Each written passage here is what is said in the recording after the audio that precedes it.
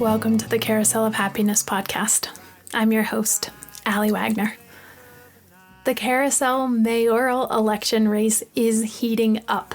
We've got just 8 weeks left until the polls close, and the Lion is in the lead with 327 votes. Pig is a close second with 230 votes, and Dragon is helping us cash in with 131 votes. There is still time to make a difference in this election, and I can assure you this one will be fair and square. That's right, there are no cheetahs here. Actually, that's not true. We do have a cheetah, but she's not a cheetah. Ugh, please vote. If you do, I am told the puns will end eventually. If you think the Lion is great, go online, come into the carousel, and show your pride by voting for the King of the Jungle. If you're in the pig pen, you can make Piggy Stardust squeal with joy by trotting on down to the carousel, virtually or in person, to cast your vote. Perhaps you're hoping to tip the scales for Dragon. If so, drag on over here and cast your vote. If you're just joining us and you have no idea what's going on, well, neither do I. It appears I have been possessed by puns.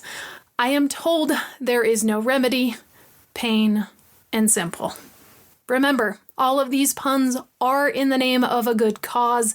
This election is a carousel fundraiser, and all of the money we raise between now and May 26th goes directly back into the carousel to keep us spinning.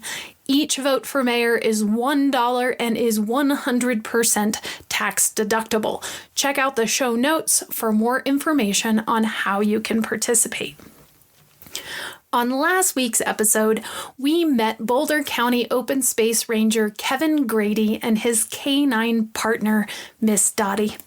You learned about how the two started working together and how after a crazy accident, the bond between them grew stronger than ever. If you missed that episode and are in need of a little dose of miracles today, please go check that show out. On today's episode, it is my great honor and privilege to introduce you to one of our staff members, gift shop manager and social media maven, Pat Hagberg. Pat, as you will hear, was the original girl boss before that was even a term, and upon retirement, she found her way to the carousel in 2012. Chances are, whether you are young or old, if you've walked through the carousel doors, you've had the opportunity to experience Pat's healing presence. Through Pat, on this episode, we'll learn about the power of compassionate listening and how she's literally been training her entire life for the position she has now. Let us begin with today's story.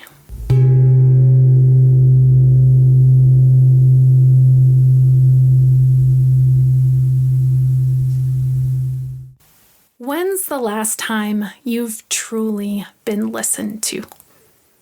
When someone has graciously and generously been fully present with you in this moment and simply listened. No distractions, no phone, no judgment. When's the last time someone's listened to you and didn't try to jump in and give you advice? They didn't try to fix it. When's the last time you've been listened to by someone with their entire body, heart, and soul?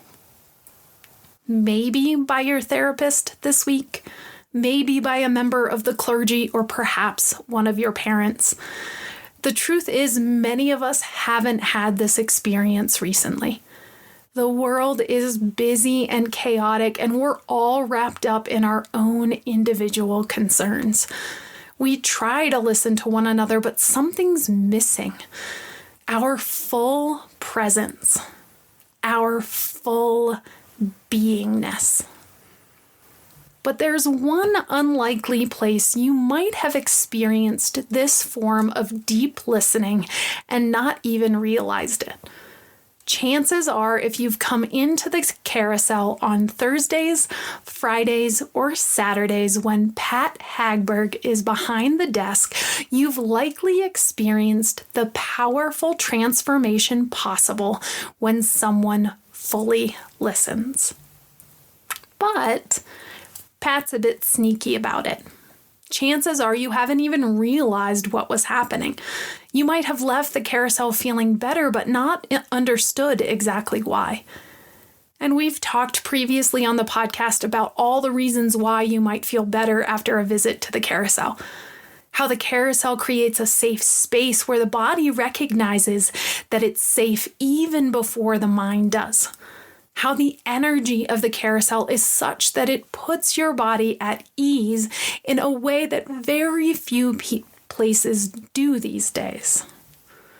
And yes, it is about the animals and it is about Scott's story, but it's also about Pat. How she truly listens to everyone, young and old, who walk through the doors.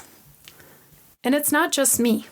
When I reached out to her colleagues asking for their thoughts about Pat for this episode, their opinions were 100% unanimous.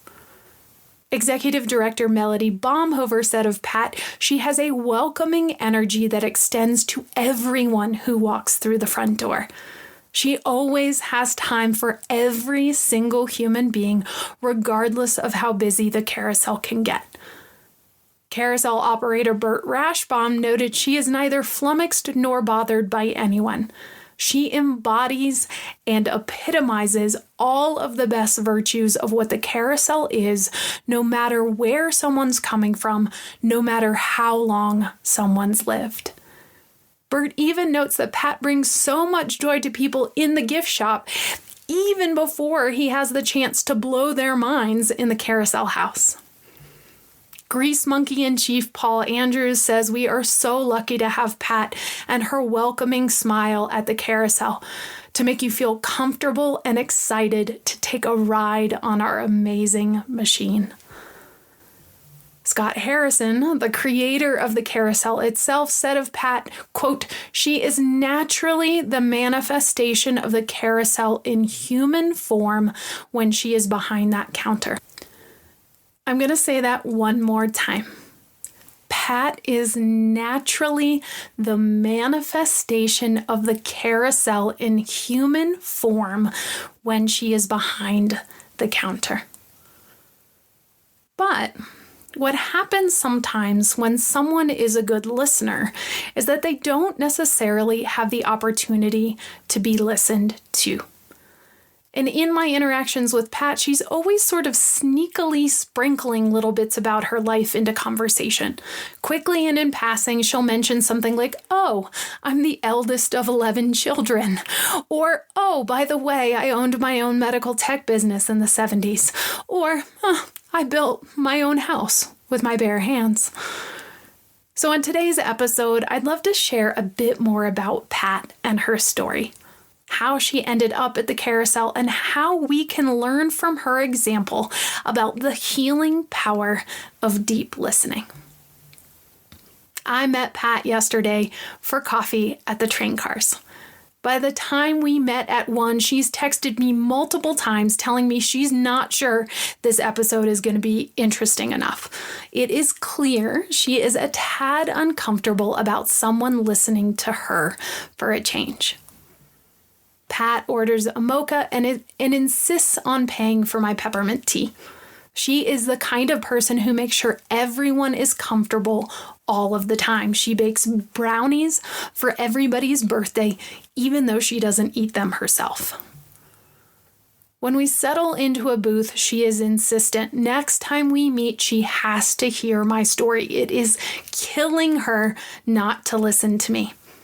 I agree, but I try to get her back on track. Tell me something about yourself, I ask her. Pat was born in Carroll, Iowa, the oldest of 11 children. By the time she is 4.5, she already has 4 younger brothers. When I ask her how this has shaped her life, she's quick to point out it's made her a caretaker. It made her really good at listening. But what's funny about that is that she didn't even realize that. She didn't connect the dots until she saw a therapist for the first time in 2010, when she was about to retire. Apparently, the therapist mentioned this, and it totally made sense to Pat, but it's not something she really thought of until they brought it up. And that's one thing I've noticed in interviewing people for this podcast. People like Scott or Robert from the Warrior Story Field. When people are truly living their purpose, they don't quite realize it. It doesn't feel as noteworthy to them as it does to others. It just feels natural.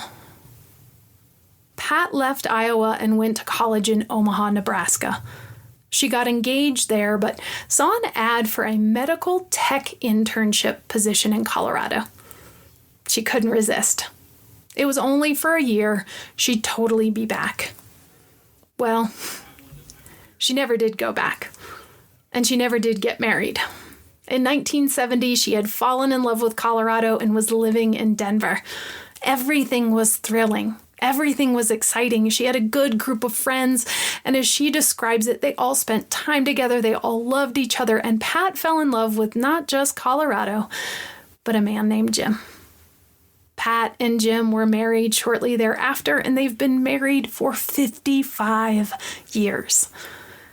When I ask her what's the secret to a happy marriage, she says you need to forgive and forget. There will be ups and downs, but never let things get to you. Pat's mother once told her, God gives you the strength to deal with the big stuff, but it's the little stuff that'll drive you crazy if you let it. Pat's big into what she calls her sayings. It's something she got from her mother. She has these little books of aphorisms she reads daily. They fill her up with wisdom and hope after a long day. They give her peace. She also thinks married women should have at least one night alone in a hotel by themselves every week. A genius idea, if you ask me. Pat thinks the world would be a better place if that were possible. She also says that she spends at least 30 minutes every morning talking to her husband, Jim. They share coffee and talk about life, about their daughter. They talk about the world. No matter what she's doing that day, she always carves out time for them at the beginning of her day. And sometimes the chats can go on for hours if their schedule allows. Pat genuinely enjoys Jim. And Jim's the reason she ended up here in Nederland. She was living in Boulder when they first met, and he took her up to Ned shortly thereafter. Pat remembers the first time they drove up the canyon. That moment when you crest the hill and you can see Barker Reservoir in front of you and the town behind it. It was so quaint. She's quick to point out that it still looks the same. Sure, the businesses are different, but the character of Ned, according to Pat, endures. Pat started working as a medical technologist in the 70s when there weren't really women in tech.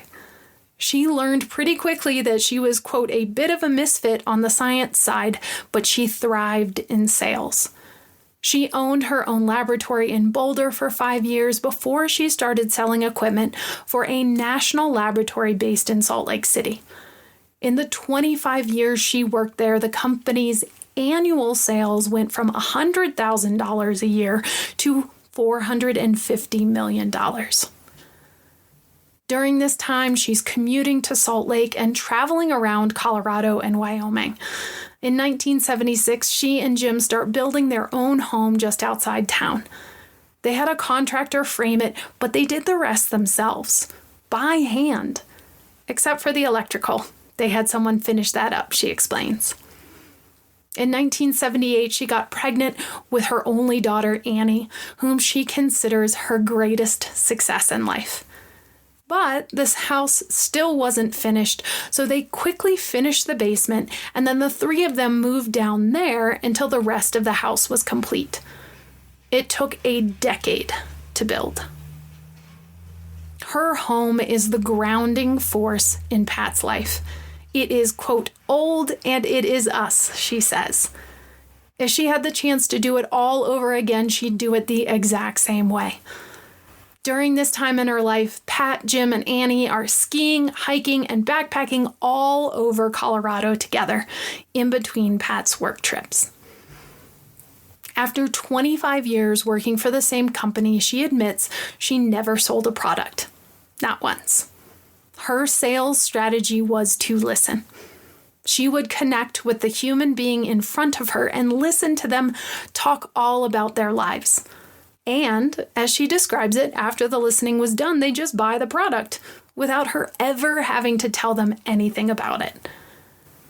She describes those interactions as random, spontaneous interactions. She would meet someone at a hospital, for example, for a few minutes or an hour maybe, and over the course of 25 years, she'd get to know them in a way that was special, unique. She thinks there's something about the lack of pressure in the relationship that allowed people to open up. It might be that, or it might be Pat. In 2010, Pat retires. That's when she saw the therapist for the first time. She was worried about being at home with just one person, Jim. She was worried about not having her one night a week in a hotel. And for the first couple of years of her retirement, she goes from lunches to lunches. She and Jim travel. She does what normal retired people do. And one day, she brings some of her girlfriends into the carousel. One of them notices the flyer on the wall asking for volunteers. Her friend points at it and says, "You should do this," to Pat. Pat's not so sure. But then Executive Director Katrina Harms overhears the conversation and comes out of her office. She encourages Pat to apply. But she doesn't. When I ask her why, she's not sure. Something didn't feel right about it. But then she comes back a few months later and she runs into Katrina again, who remembers her. Katrina gives her a bit of a hard time for not following up, and Pat feels guilty, so she signs up for 2 2-hour volunteer shifts a week. And she does that for the next 6 years, until she gets a scary health diagnosis. One that makes it necessary for her to have an excuse to get out of bed on a regular basis and stop feeling sorry for herself. Around that same time, she's offered a job at the carousel working the front desk. This time, she immediately takes it. This will be her purpose. This will be her reason to get out of bed. Pat likes to say, if you're feeling down, you can feel down for 3 days, but after that, you gotta pull yourself out. 1, 2, 3, she says. I know this because she told me this personally last week, when I was having one of those weeks where it felt like I would never pull out, when it felt like I was drowning in sadness. That week, she texted me multiple times. 1, 2, 3, she said. 1, 2, 3. Now, if she were slightly reluctant to first start getting involved with the carousel, that reluctance is all but gone. She is 100% without a doubt the carousel's biggest supporter. So much so that after we chat, she sends me this really long text message of all the serendipitous details that prove she's in the right place. For example, her maiden name is Happy, H-A-P-P-E. The carousel opened the year she retired and the year her first grandchild was born. And that company she worked for 25 years, it was based in Salt Lake City. She visited the grounds where the carousel was, not knowing that their futures would soon be intertwined. Her daughter, Annie, lived in a house on the hill in Boulder her junior year with Scott's daughter, Colleen. Apparently, the girl's living room was filled with tall, carved animals out of wood. Not Scott's, but when Pat mentions to her daughter how much she loves the wooden animals, Annie's quick to point out that's nothing. You should see Colleen's house at home. Her dad's got a bunch of big animals in their living room. Apparently, he's building a carousel somewhere, someday. And the last tidbit she sent me sent chills down my spine. One of Pat's sisters passed away from pancreatic cancer in 2006, 4 years before the carousel opened. The summer before she died, Pat's sister visited for Jim's retirement party. She went shopping with her sister and Ned and bought a bunch of things at a local furniture store. Lamps and vases, chairs, and some goat skin sconces. She put it all on layaway, intending to pay in increments, but she died before she could fully purchase them. When she passed away, the sconces went back on the market in that same furniture store. And Scott scooped them up, not knowing what he was going to do with them, not really knowing why he even wanted them. He just wanted to buy them. Pat later recognized them and told Scott the story. So Scott put them up in the carousel house where you can see them now, allowing Pat's little sister to live in all the light we cannot see. Pat's favorite animal is the zebra. She dresses like one every year for Halloween with different themes. She's been all different kinds of zebra. She's been punk rock zebra, fashionable zebra, and even Barbie zebra. Each year she'll wear zebra stripes and a matching tutu. Pat likens her experience at the carousel to her work selling laboratory equipment or being the oldest of 11. Everyone has a story, and everyone has troubles, as she calls them. If you can hold space and listen without judgment, you can change people's lives. When I ask her what she's noticed about people in the 13 years she's been working at the carousel, she's quick to point out that the carousel fills a void in people's lives. Our world is busy and chaotic and loud, but the carousel is different. It gives people a space to feel. Pat thinks people need a place like this now more than ever.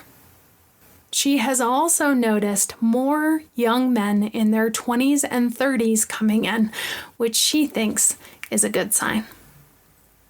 According to Pat, listening is so simple and it takes her out of her own troubles.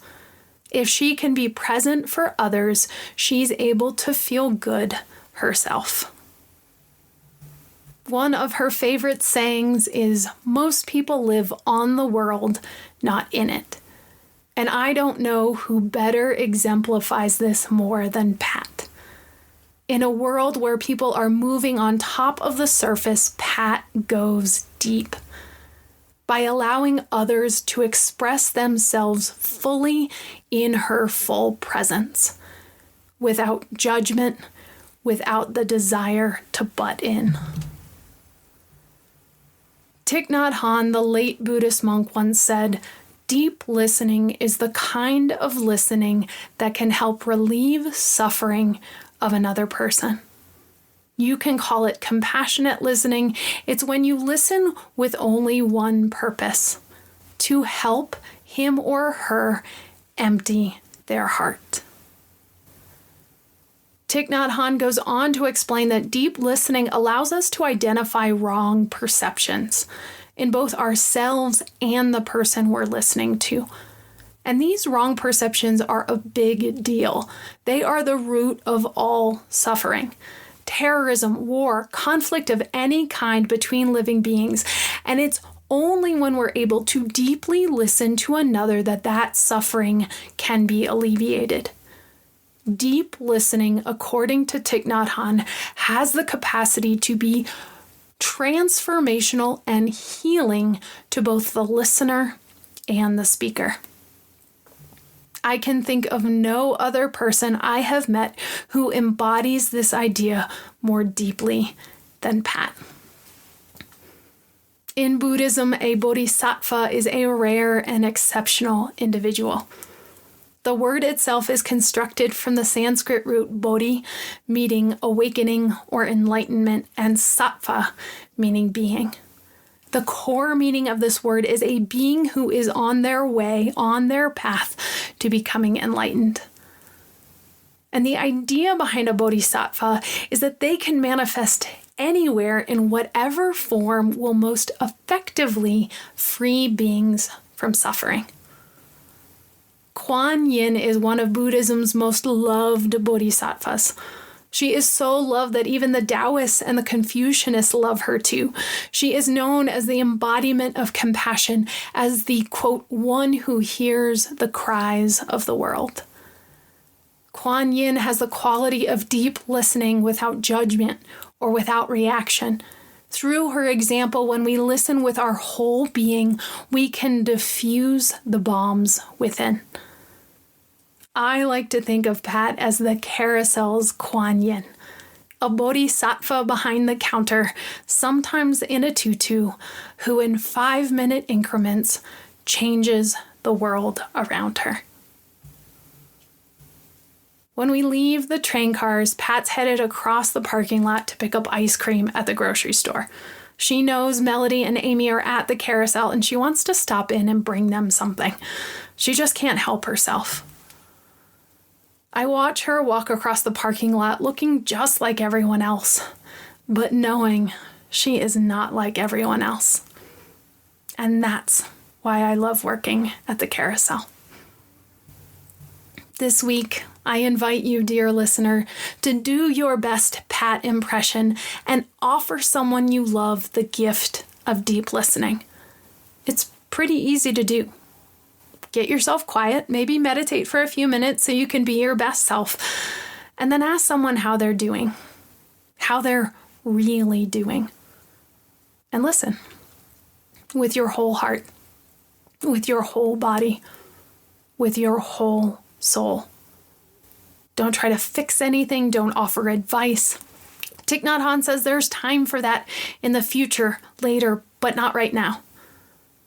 Allow your person to empty their hearts. Notice your perceptions as they talk.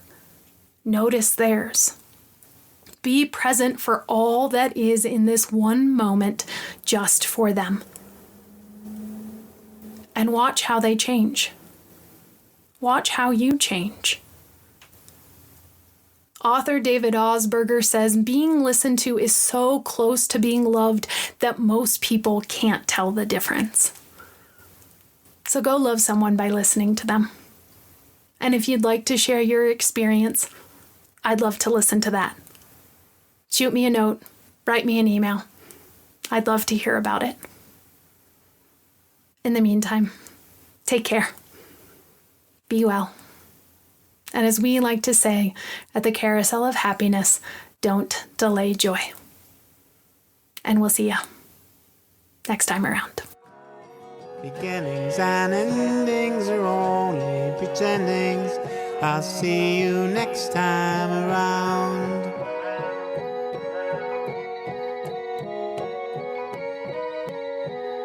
I'll see